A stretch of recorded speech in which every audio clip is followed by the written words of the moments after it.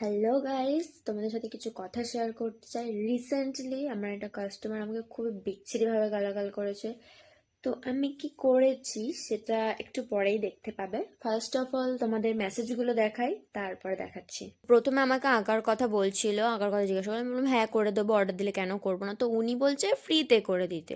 আমি বললাম তুমি কি ইয়ার্কি করছো নাকি আমার সাথে? আমি তো ফার্স্টে মজা ভাবলাম। তারপরে লিখেছো হ্যালো ম্যাডাম, তুমি কোথায় ড্রয়িং শিখেছো? আমি জানি না, আমিও ড্রয়িং শিখেছি। বলবো না ড্রয়িংয়ের জন্য অনেক প্রাইজ পেয়েছি, এইসব কথা আমাকে বলতে এসো না, আমার বায়োডাটা নিয়ে নাও এখানে সার্চ করে বললো। আবার বলছে মাইন্ড ইট। ও, তো নিজে আঁকা শিখেছো যে কালে, তাহলে আমার কাছ থেকে কি জন্য আঁকা নিচ্ছ? আবার লিখেছে আমি সব কিছুকে মূল্য দিয়ে দেখি না। তা বলছি যে দাদা, তুমি যার কাছে আঁকা শেখো সে কি তোমাকে ফ্রিতে আঁকায়? এত দূরও ঠিক ছিল। আমি ফেসবুক থেকে ব্লক করে দিয়েছি বলে হোয়াটসঅ্যাপে আমাকে এটা লিখে পাঠিয়েছে।